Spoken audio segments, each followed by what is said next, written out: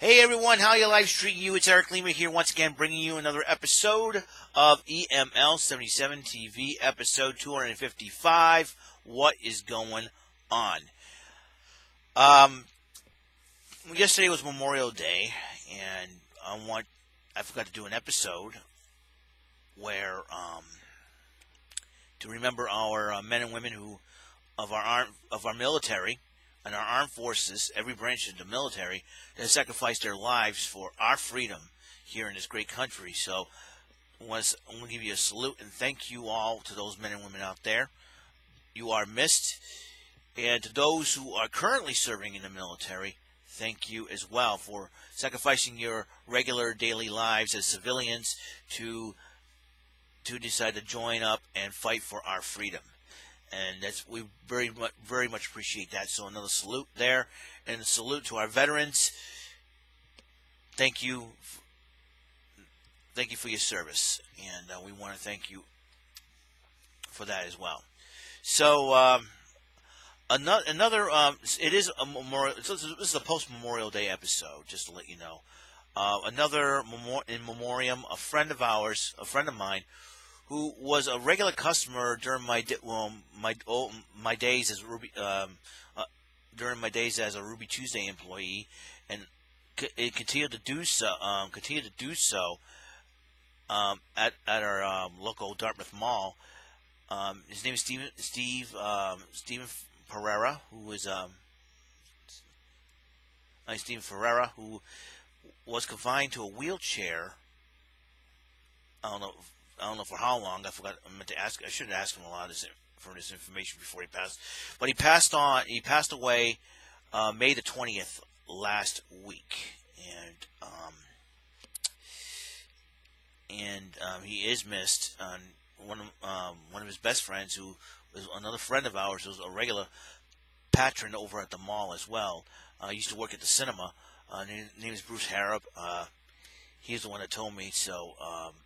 I got the word out because a lot of my Ruby Tuesday friends are my friends on Facebook. I figured I'd let everybody know what is going on, and they all found out and passed away. So rest in peace, Stephen Ferreira. We miss you, and I'll miss your chats about the Red Sox and Patriots. And you're in a better place now where you don't have to need a wheelchair. That's for sure.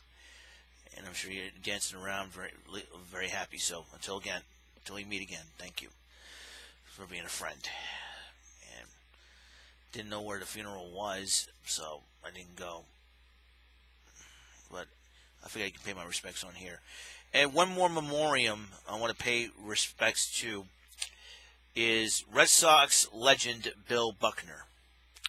He passed away yesterday at the age of 69 after dealing with dementia and Lewy body disease. It's LEWY. That's the name of it. Lewy body disease, or dementia. Look it up. It's spelled LEWY. So I don't know why they call it that.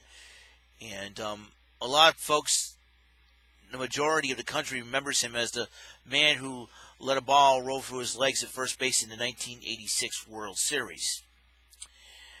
And a lot in the media and some hardcore Red Sox fans. I was only 8 years old and I was beginning to be a Red Sox fan.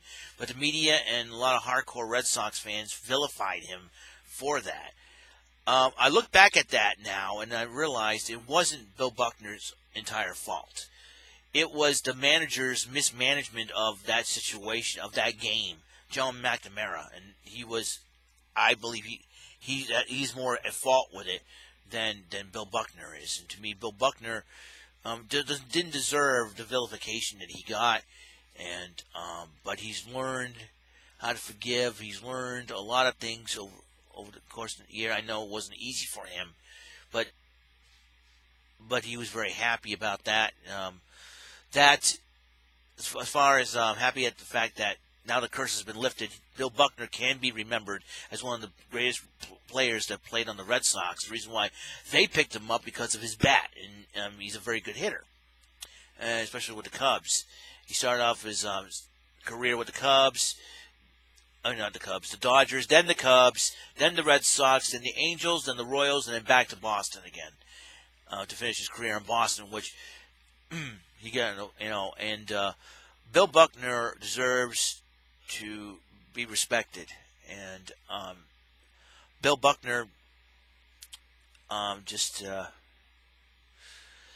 Bill Buckner's been a legend, and in Red Sox Nation. In fact, if it had not been for him, we wouldn't be in the World Series. And for it to go all the way to Game 7, and I blame the manager more of the mismanagement of the final 2 games that cost us a chance to win the World Series at that point. So cost the Sox a chance to win the World Series at that point. But that 86 team can rest easy now, can relax, because the 2004 Red Sox broke the curse. So, it's funny. I wish I went back in time and saw that. That way, I would smile a little bit and say, "Don't worry, Billy Buck, we got your back 18 years later." And that's what the 2004 team did. I think Curt Schilling knew, and that's why he wanted to come back to break an 86-year curse. He wanted to do that. He wanted the people who have been the GOATs, not the greatest of all times. When GOAT back then in sports meant something different than greatest of all time. GOATs were a different, more of a negative tone at that point. And, Bill Buckner was a GOAT. And to the media and some hardcore, overpassionate Red Sox fans, to the point where death threats were thrown at this guy. And he didn't deserve any of that. Like I said, I blame John McNamara's mismanagement, like I said, again, of that situation, of that, of that particular situation. He should have, he shouldn't have let Schiraldi stay in, and Bob Stanley for a little while. Plus, he would have replaced Bill Buckner with Dave Stapleton, And it was tough to find a first baseman for the Red Sox until Red Sox picked up had a lot of people. We thought Nick Esaski would be the Red Sox first baseman, but then vertigo had affected him and all that, and the Red Sox released him. And it was a tough situation to deal with, and I kind of felt bad. I did feel bad for Bill Buckner at that point. I didn't understand what was going on. So when I was 18, I did not understand. Not 18, 8. Excuse me. I was 8 when I became a Red Sox fan first in 1986. And I've heard about, the Red Sox being the hot team. And I started collecting baseball cards. And I remember doing this.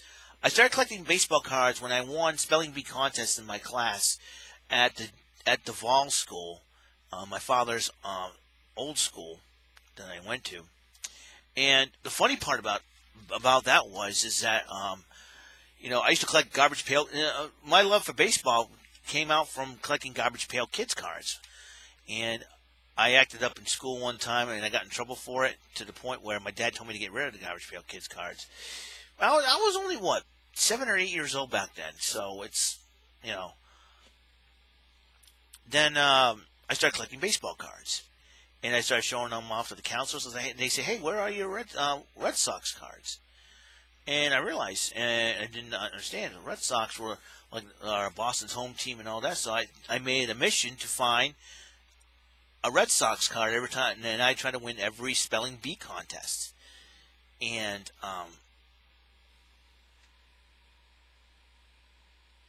so that's what I did. So I think I only lost one because I got sick that day. So I tried, I think I lost one. I rarely lose a spelling bee contest. More like, I think I only lost one or two. I lost pretty much a handful. Only just by that much. Anyways, my love for baseball. So I finally found my first Red Sox card. It was a Steve Crawford Topps 85. And then so I started liking the Red Sox, started becoming a fan, and when they lost the World Series, I was kind of bummed. I'm like, oh man, we could have won a championship, it would have been really cool. And everybody told me what happened. Oh, the ball went through Bill Buckner's legs. I'm like, what? That happened? Like, oh, that's a bummer. I could have caught that. I was only 8 years old back then. Putting the blame on one player is not fair, to be honest. And then I look back at it now and go, it was John McNamara's fault. He mismanaged the team, like Gray Little's fault when the Red Sox lost in 2003 when he left in Pedro for far too long. So the blame always goes to the top, and this top of the team in this case is the manager. So Bill Buckner can rest easy now, can rest in peace, knowing that the curse is over. He don't have to worry about being the GOAT anymore, as far as that era gaffe. And I don't know why folks still remember him as that. The curse is over, guys. Well, give it a rest. Let Bill Buckner rest in peace for good. You know what I'm saying?